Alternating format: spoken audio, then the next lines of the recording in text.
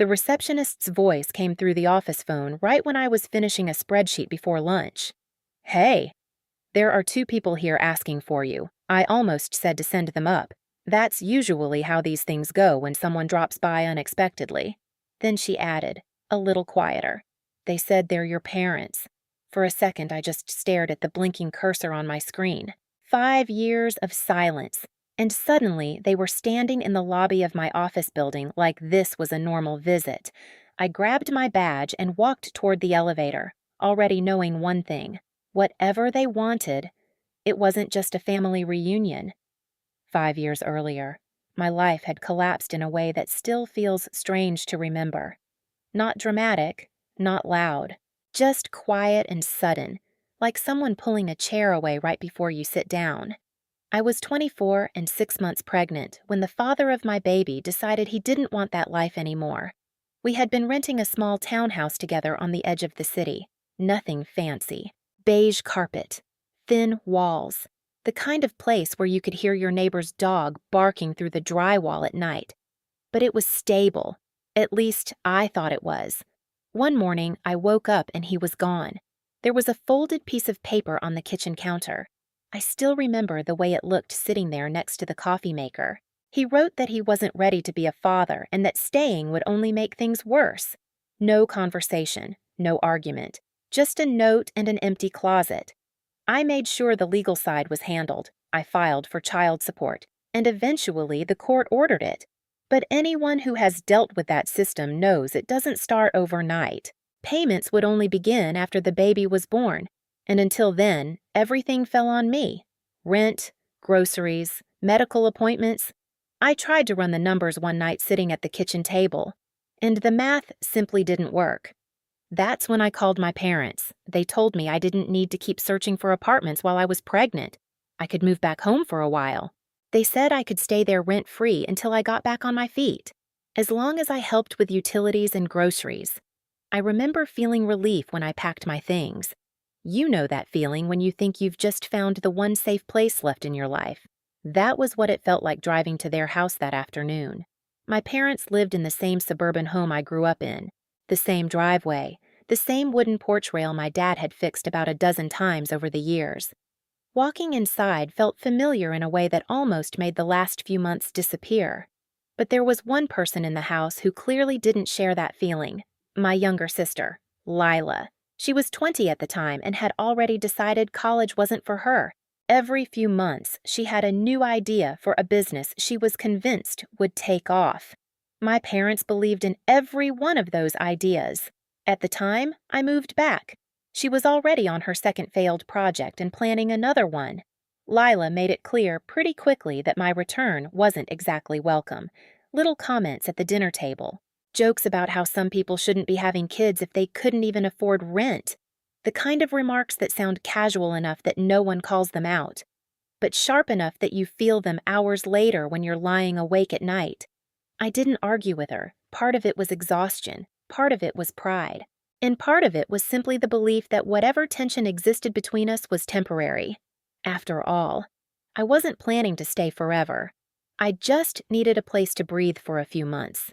At least, that's what I thought. And for about 3 weeks, that house really did feel like somewhere I could start rebuilding my life. Until one evening when my parents asked me to sit down at the kitchen table. That was the moment everything changed. That evening felt ordinary at first. The kitchen light above the table was on, the same yellow bulb that had been there for years. My mom was wiping the counter with a damp dishcloth, and my dad was sitting at the table scrolling through something on his phone. The smell of tomato sauce from dinner was still hanging in the air. Then my mom said, "Can you sit down for a minute? We need to talk." If you've ever heard your parents say that in that particular tone, you probably know the feeling. It's the kind of sentence that makes your stomach tighten before you even know why. I pulled out a chair and sat down slowly. My dad put his phone face down on the table, which already told me something serious was coming. He cleared his throat, glanced at my mom, and then looked back at me. It was my mom who started explaining. She said Lila had been working on a new business idea. Apparently, she had found suppliers online and was planning to start selling jewelry and accessories through social media. trendy things people saw on Pinterest or Instagram. The plan was to buy inventory in bulk and ship it from home. At first, I didn't think much of it. My sister had always had some new idea every few months. Usually, my parents listened politely, helped a little, and eventually the whole thing faded out. But this time, my mom kept talking. They didn't have the money to rent a storage unit or a small warehouse space yet, so they needed to store the inventory somewhere in the house. And that was when I realized where the conversation was going. My mom said they were thinking of using my room for the inventory. For a moment, I honestly thought I had misunderstood. I asked her what she meant. She explained it again, slower this time, as if repeating it would somehow make it sound more reasonable. Lila's shipments would start arriving soon. Boxes, packaging supplies, shelves, all the things needed to run an online store. My room was the largest spare room in the house, so they needed me to move out. I remember just sitting there for a few seconds, trying to process what I had just heard. Part of me kept waiting for someone to laugh and say it was temporary, or a joke, or a misunderstanding. But nobody laughed. My dad avoided looking directly at me. My mom kept talking about how important it was to support family and how this could finally be the opportunity Lila had been waiting for.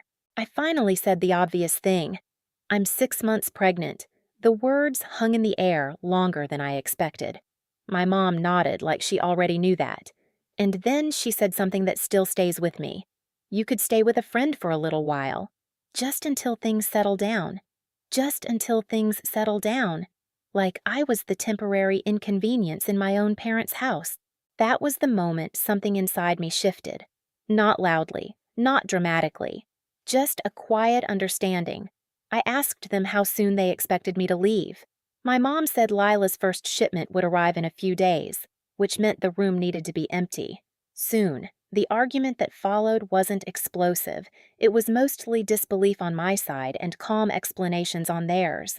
They kept repeating that it was only temporary. They kept reminding me that Lila needed this opportunity. They kept saying families should support each other. What nobody said out loud was the part that mattered most, in that moment. Their support clearly had a direction, and it wasn't toward me. So later that same day, I packed my things, every piece of clothing, every baby item I had already started collecting, the small crib I had bought secondhand and hadn't even assembled yet. By the time the sun went down, my car was full, and I was driving away from the house I thought would always be there for me. For a while after I left, life moved in a blur of small survival decisions. The friend who let me move in didn't treat it like a favor she needed to remind me about every day. She simply cleared space in the second bedroom and told me we'd figure things out month by month. Normally, rent would have been split evenly, but she suggested 60-40 instead so I could keep saving for the baby. I don't think I ever properly thanked her for that. Pregnancy has a strange way of shrinking your world. Doctor appointments, paperwork, grocery lists, making sure you have enough diapers before the baby arrives. My focus narrowed to the next appointment, the next bill, the next quiet evening where nothing unexpected happened. My daughter was born a few months later. She was tiny and loud and somehow the most grounding thing in my life at the same time. The first night we brought her home from the hospital, she cried for almost an hour straight while I sat on the edge of the bed trying to figure out how anyone was supposed to do this without completely losing their mind. Somewhere in those early months, my parents stopped trying to reach out. At first, there were a few messages, mostly explanations about why they had made the decision they did, how Lila needed support, how the situation had been difficult for everyone. None of them were apologies. Eventually, the messages stopped, and the silence became normal. Life settled into a routine. Work during the day. Daycare schedules once my daughter got a little older. Late nights when she refused to sleep. The years didn't move quickly, but they did move forward. And during that time, something unexpected happened. My friend's older brother started visiting more often. His name was Graham. I had met him before in passing, back when my friend and I were in college. But living in the same apartment building meant I saw him a lot more frequently. Sometimes he came over for dinner. Sometimes he crashed on the couch after working late shifts. He was patient in a way I hadn't seen from anyone in a long time. The first time he asked me out, I said no. At that point, my entire life revolved around raising a newborn and keeping my job. Dating felt like something that belonged to another version of my life. But he didn't push. He just kept showing up. 6 months later, I agreed to dinner. 3 years after that, we were married. By the time we got engaged, Graham had received a major promotion at work, the kind that came with a real salary jump, not just a slightly better title. We bought a house together not long after the wedding, in a quiet neighborhood with sidewalks wide enough for strollers. For the first time since I was 24, my life felt stable again, which is why the email from my mother felt so strange when it appeared in my inbox one afternoon. The subject line simply said, "We should talk." The message itself sounded careful. She congratulated me on the wedding and on the life I had built. She said she and my father believed enough time had passed for us to finally put the past behind us. She mentioned that they had never met their granddaughter and hoped that could change. Reading it, I felt something I didn't expect, not anger, confusion. 5 years of silence, and suddenly they wanted to reconnect. At first, I thought maybe they had simply seen the wedding photos someone in the family had posted online, but the timing kept bothering me in a way I couldn't quite explain. You know that feeling when something technically makes sense, but still feels off. That was exactly how it felt. So I called a cousin I trust, and the conversation that followed explained the timing perfectly. Apparently, my parents had been having serious financial problems. Over the past few years, they had continued funding Lila's business ideas. One failed venture after another. The most recent one had involved real estate, and it had gone badly enough that they had lost a large amount of money. When I hung up the phone, I sat there staring at my laptop screen for a long time, because suddenly that email didn't feel confusing anymore. It felt calculated. When the receptionist called that morning and said my parents were in the lobby, I remember sitting still for a moment before standing up. Not because I didn't know what to do, but because I suddenly understood that whatever happened next would probably decide what kind of relationship we had from that point forward. The elevator ride down felt longer than it usually did. When the doors opened, I saw them standing near the front desk. My mother was holding her purse with both hands the way she always did when she was nervous. My father stood a little behind her, looking around the lobby like he wasn't sure where to focus his eyes. For a second, we all just looked at each other. Anyone passing by would probably have thought it was a normal family reunion. I forced a polite smile. The kind you give when coworkers are nearby and you don't want questions later. "Hi," I said. My mother smiled back quickly, almost with relief. She stepped forward like she wanted to hug me, but stopped halfway, probably unsure if that would be welcome. "We were hoping we could talk," she said. I glanced around the lobby. A couple of people from my department were walking past the glass doors toward the elevators. That was the moment I decided this conversation wasn't happening there. "There's a cafe down the street," I said. "We can walk." The three of us left the building together, the late morning air cool against my face. None of us spoke during the short walk. The cafe wasn't busy. Just a few people sitting with laptops and the low hum of an espresso machine behind the counter. We sat at a small table near the window. My father insisted on ordering lunch for everyone, which felt strange considering the situation, but I let him. The sound of plates and cups moving around us filled the silence while we waited for the food.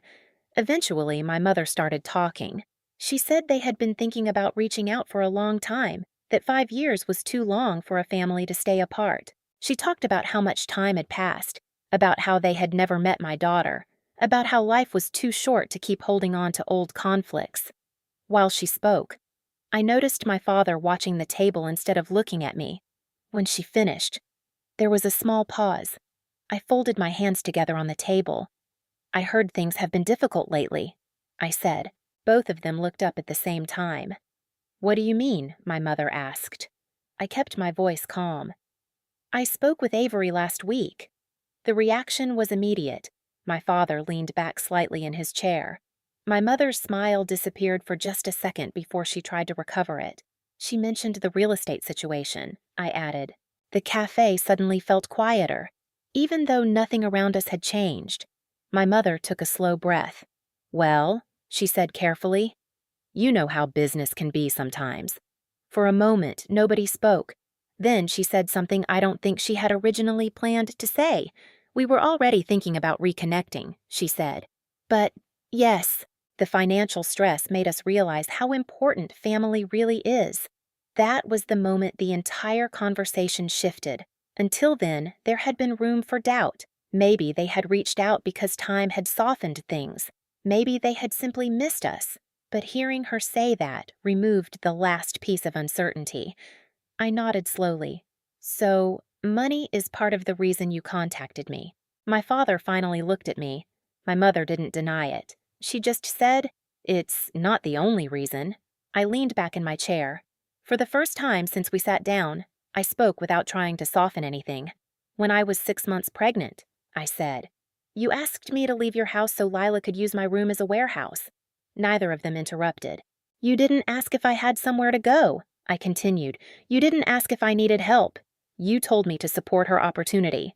My mother started to say something, but I kept talking, and now, 5 years later, when those opportunities didn't work out.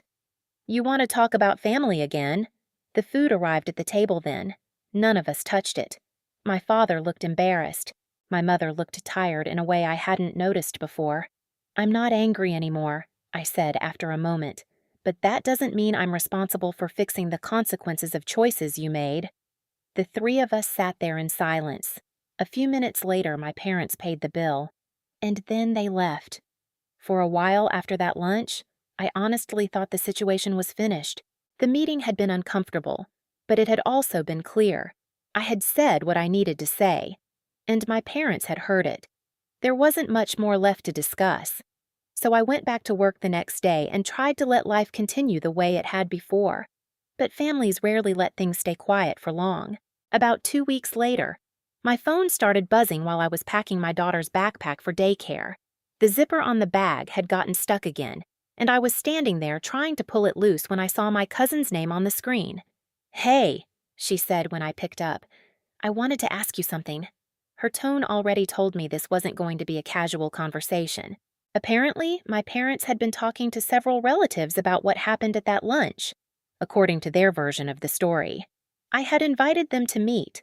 They said I wanted to reconnect and repair the relationship. Then, when they arrived, I supposedly humiliated them by bringing up their financial problems and refusing to help. When my cousin repeated that back to me, I remember leaning against the kitchen counter and just staring at the refrigerator door, because that wasn't even close to what had happened. I hadn't invited them. They had shown up at my workplace, and I hadn't humiliated them. I had simply refused to pretend that the past didn't exist. My cousin paused for a moment before asking the question that probably mattered most. "So, what actually happened?" I told her the truth. Not dramatically, not angrily. I just explained the same things I had said at the cafe, the emails, the unexpected visit to my office, the conversation at lunch, the part where my mother admitted that money was part of the reason they had reached out. When I finished talking, there was a long pause on the other end of the phone. Then she said something that surprised me a little. "Yeah, that sounds more like them." It turned out she wasn't the only person calling. Over the next few days, a few other relatives reached out as well. Some texted, some called. A couple of them simply asked if I was okay. Each time I gave the same explanation, and slowly it became clear that most of the family wasn't buying my parents' version of the story. Not because I had tried to convince anyone, but because people remembered things. They remembered how often my parents had invested money into Lila's projects. They remembered how quickly those projects disappeared, and some of them even remembered the day I left the house while pregnant. Stories have a way of falling apart when too many people already know the background. After that, the calls gradually stopped. Life settled down again. I didn't hear from my parents for months, and for the first time since that lunch, the silence between us felt final instead of temporary. A few months after everything with my parents settled down, life had returned to something that felt surprisingly normal. One Saturday afternoon, Graham and I took our daughter to the park near our neighborhood. It was one of those early fall days where the air feels cool but the sun is still warm enough that people linger outside longer than they planned. My daughter was running across the playground toward the slide, her small sneakers kicking up bits of sand while Graham followed a few steps behind her.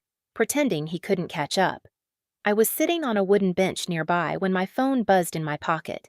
It was another email from my mother. She said they had heard that we were expecting another baby and hoped that maybe this time we could finally reconnect as a family. I read the message while watching my daughter climb up the ladder to the slide. For a moment, I just sat there listening to the distant laughter of kids and the creaking chains of the swings. Then I locked my phone and slipped it back into my pocket. Some families stay in your life because they choose to show up when it matters. Watching my daughter wave at me from the top of the slide, I realized I already had that kind of family. If you've ever had to choose peace over obligation, I'd be curious how you handled it.